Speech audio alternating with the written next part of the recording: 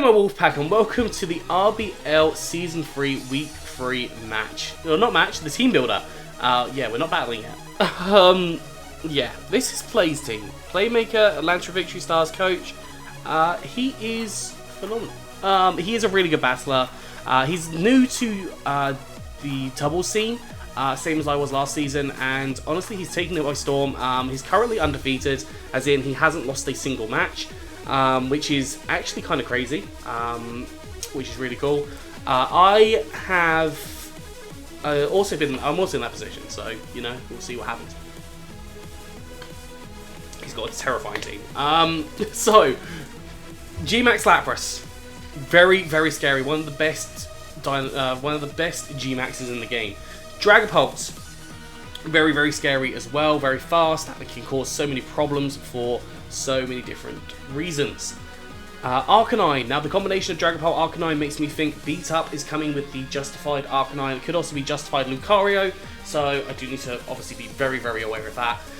But yeah, we have Arcanine in there as well. Now Arcanine was part of the Nidorena's last season, and you saw how much work it can put in. I'm very much worried about the Arcanine because Arcanine in the Sun is just a monster completely. Vileplume definitely could come to take advantage of my Torkoal's Chlorophyll. Not Chlorophyll, use Chlorophyll against my Torkoal.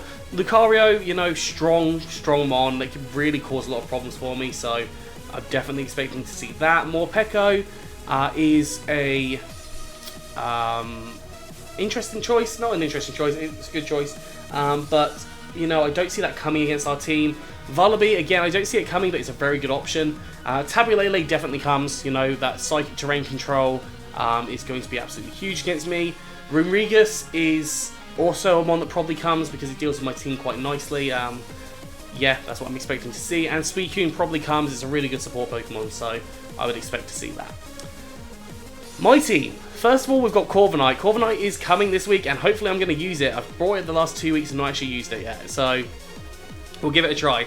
Ockerberry for the Arcanine. I don't really see many electric type attacks here, so I'm not expecting, like, obviously there's not any stab electric anyway, so I'm not too concerned about that. But the Ockerberry is there for the Arcanine because, like, Flare Blitz, hopefully, well, we can live that with the Ockerberry. Tailwind, obviously setting up our speed can be really really helpful. Obviously I've got slower mons like Venusaur and like Torkoal's fast, but Tailwind is also an option for Suicune. Like, that's the main thing it does, so that's what jumped out to me straight away. Fake Tears because I've got quite a specialty. Again, the only physical mons are Corviknight and Tauros.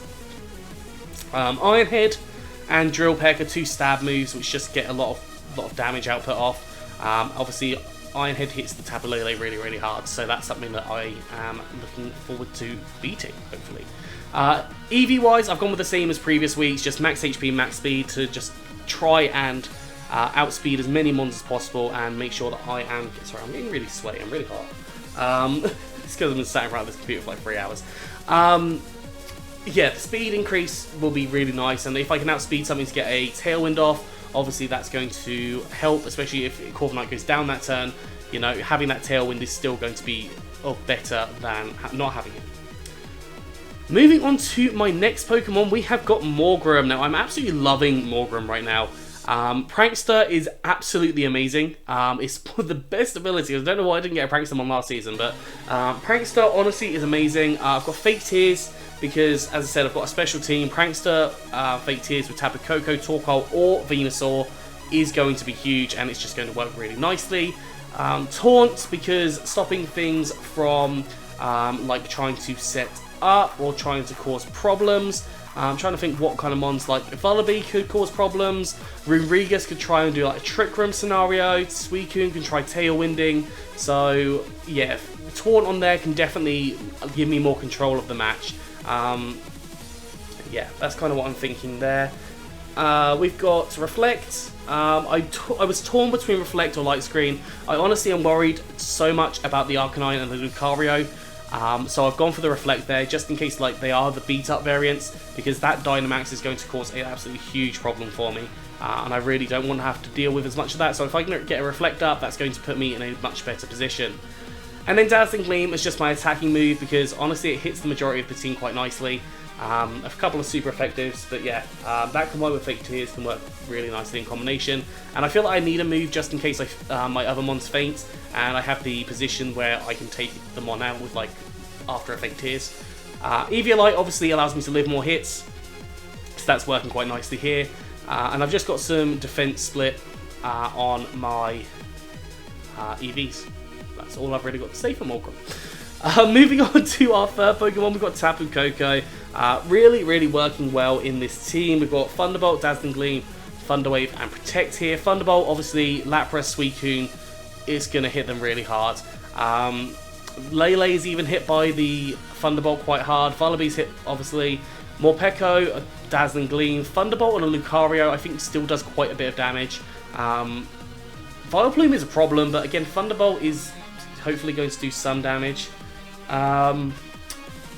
Arcanine, you know, is a problem. It's just a big problem. That's all it is. And Dragapult, Dazzling Gleam, obviously, but I do not outspeed it, but it does not get a ground type attack, so I think we're safe. Thunderwave is there because if I need to slow things down, like the Dragapult, slowing that down could be absolutely huge and really help me. And then Protect is obviously there because Protect is an important move to have on your beaters. Typically I put them on the beaters, and then my support Pokemon I don't have Protect as often because they need the support move slot rather than the Protect slot. EV wise, I'm designed to outspeed the... What am I designed to outspeed? I think the Tapu Lele. I'm outspeeding the Tapu Lele by 1 because that was the only thing I needed to outspeed because everything else is a little bit slower. So yeah, I'm outspeeding the Tapu Lele, and I've just got a lot of special attack because I'm going to hit it really hard. That's the story. Next up, we've got Torkoal, which got Drought. We're going to set up some Sun and leftovers for some recovery.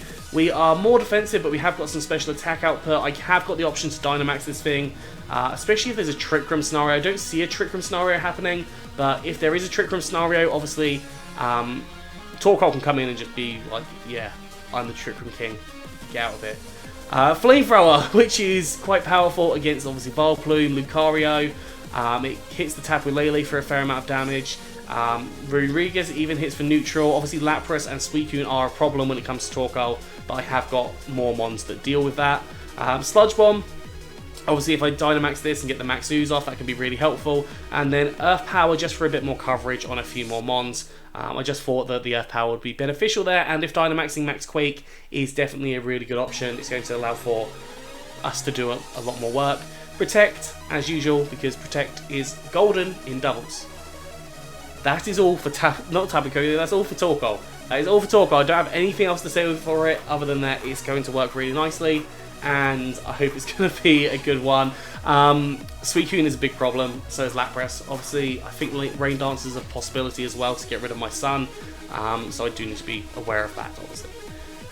My penultimate Pokemon, we have got Venusaur. Venusaur is loving life. We've got the G-Max version. I know it says no on there, but that's because I changed it and then it disconnected and got rid of it because for some reason it does that.